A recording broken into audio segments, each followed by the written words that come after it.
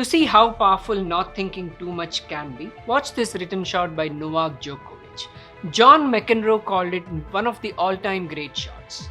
So for me, this is very hard to understand how you can play a shot like that on match point. That was Roger Federer at the pre-conference after losing the match he should have won. He was up 5-2 in the third set, but Djokovic won the remaining 3 sets. After 4 hours of epic tennis, Roger Federer needed one more point to win the semi-final. He had 2 match points. Federer served fast and deep to Djokovic's right. That's when Novak Djokovic did this.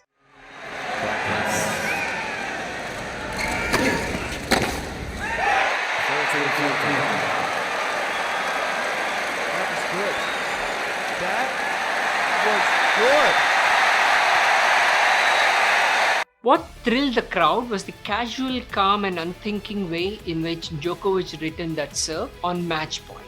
He was completely calm and relaxed. No anxiety whatsoever of losing a semi-final of a US Open after fighting for 4 hours. When Djokovic was asked about it after the match, he said this. Yeah, I tend to do that on the match points. It kind of works. In this video, I analyze when thinking helps and when it comes in the way and hinders your performance. Not just in athletics, but also in our day-to-day lives.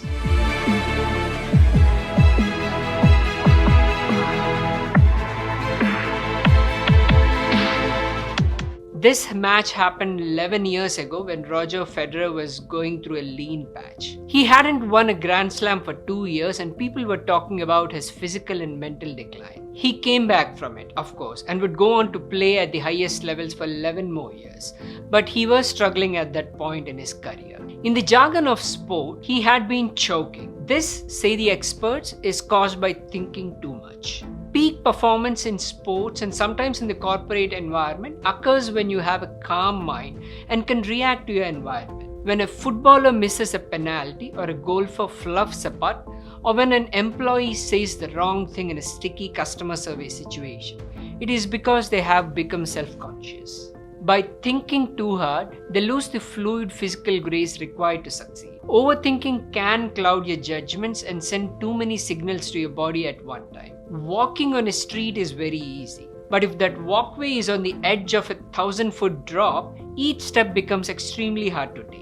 In high-performance fields, it's the older and more successful performers who are more prone to choke, because expectation is piled upon them. After so many years at the top, Federer was perhaps finding it hard to set aside the burden of expectations, to not be self-conscious, and to not let thinking come in the way of natural reflexes. Something that Djokovic displayed masterfully in that shot. When Federer plays a match point, he may feel as if he's standing on the cliff edge of his reputation. Its power is not confined to sports. Actors and musicians know about it too. They often say their best work happens in a kind of trance. And they are right. Thinking too much can kill not just your physical performance but also mental inspiration. Bob Dylan, considered to be one of the greatest songwriters of all time, almost quit music before he wrote Like a Rolling Stone. He was frustrated with how predictable and monotonous songwriting had become. People compose songs in 2 ways. They either sit down and write serious lyrics on a serious topic, or they compose a jingle of major chords. It was the predictability of this process which Bob Dylan hated. He couldn't stand the cliched constraints of pop music. So one day he just started writing words that came to his mind. He called it a piece of vomit, 20 pages long. He called it Like a Rolling Stone. His first free song, and it was voted the best songs of all time. Like a complete unknown, like a rolling stone.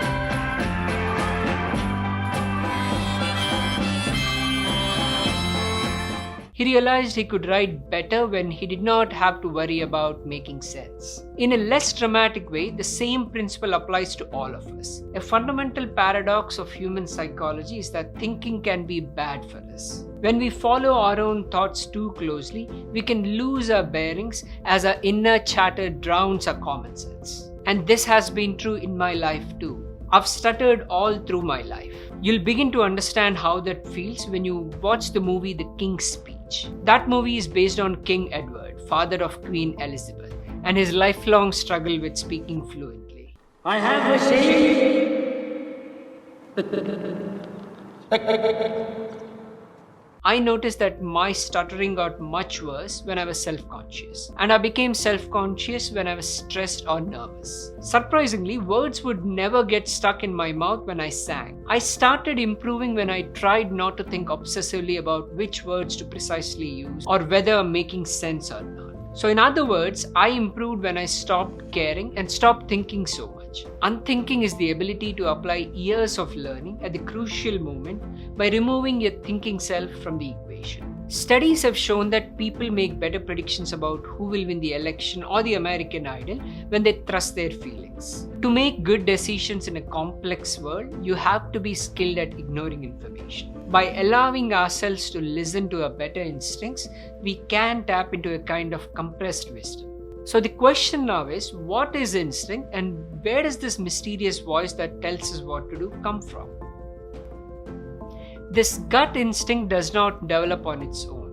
You've got to work hard for it. Unthinking is not the same as ignorance, as you can't think if you haven't already thought about it. Djokovic was able to pull off his wonder shot because he must have played a variation of it 1,000 times in practice sessions and in previous matches. Bob Dylan was able to vomit words that were 20 pages long because he had been doing music all his life. During this time, he had soaked in a diversity of influences and inspirations from folk music, French poetry, and American legends. What Bob Dylan was able to do when writing that song was to find a strange thread connecting those disparate voices. During those frantic first minutes of writing, his right hemisphere found a way to make something new out of this incongruous list of influences, drawing them together in a catchy song.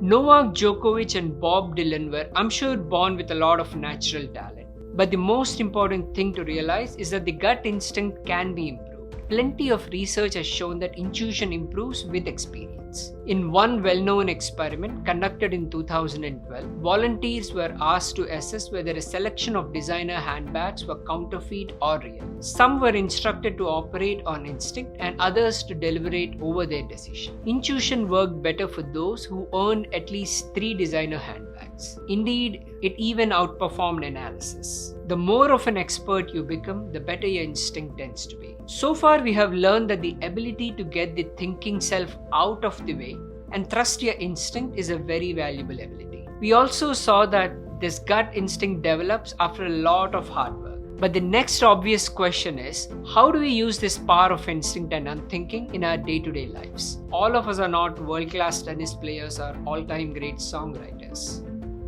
Humans have been honed over millions of years by evolution to respond to certain situations without thinking too hard. Our ancestors survived because they learned to run first and ask questions later when they saw something move in the bushes. At the same time, it is our ability to think rigorously and plan ahead that separates us from animals. Dogs or cats did not come up with the theory of relativity or quantum computing. We humans are capable of both quick and instinctive reactions with seemingly little effort, and we are capable of effortful mental activities such as computing complex equations. Daniel Kahneman, a Nobel Prize winning economist and a psychologist, calls this thinking fast or thinking slow. He wrote a great book with the same title. I highly recommend it if you want to know more. The question of when to trust your gut and when to test your assumptions matters in our modern life, much more than it did for our ancient ancestors. Here are 4 questions that will help you determine when to think fast and when to really concentrate and think hard. The first one does not require much explanation. You need a lot of expertise to think fast. You and I probably cannot return a Roger Federer serve at all, let alone return it like Novak Djokovic did, even if our lives depended on it. Similarly, we cannot play fast chess like Magnus Carlsen of Norway, the world champion since 2013. Lack of expertise is not always that obvious. We often overestimate our abilities and take decisions that have serious short-term and long-term consequences. This is so common that it has a name, Dunning-Kruger effect, and has been studied extensively. The problem is that we often don't know that we lack the expertise. One of the reasons 2008 financial crisis happened was because many Wall Street types thought they understood the complex financial instruments they were creating, like CDO, CMO, CDS, etc. Many borrowers lost their homes when their mortgage rates suddenly increased. They thought they understood the financial contracts they were signing. In effect, personal finance is a domain where our failure to recognize the limits of our expertise harms us the most. We often fail to recognize that trying to pick stocks or mutual funds that will outperform the rest almost never works and loses a lot of money. This is the reason 90% of those who invested in stocks during the last century lost money, even though Dow Jones Industrial Average increased from 68 to 10,700 in the last century.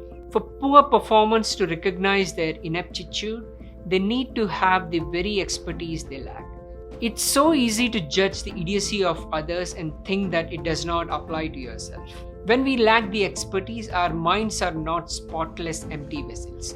They are filled with a clutter of irrelevant or misleading life experiences, theories, facts, etc. that look and feel like they are correct. It ain't what you don't know that gets you into trouble. It's what you know for sure that just ain't so. Ironically, we think we know here this quote came from Mark Twain, right? No, it actually came from a humorist called Josh Billings. So figuring out what you don't know is tricky. A study of shopping behavior found that the less information people were given about a brand of jam, the better the choice they made. When offered details of ingredients, they got confused by their options and ended up choosing a jam they didn't like. Following your intuition can be a great way to tune into your true desires. But even when you think your decisions are based on logic and common sense, they are often steered by emotions. So you might as well pay close attention to your feelings and emotions. Learn the information they are giving you before you start ignoring or judging them. Of course, the emotions and unconscious biases can steer you wrong, but we tend to discount our intuitions more than we should.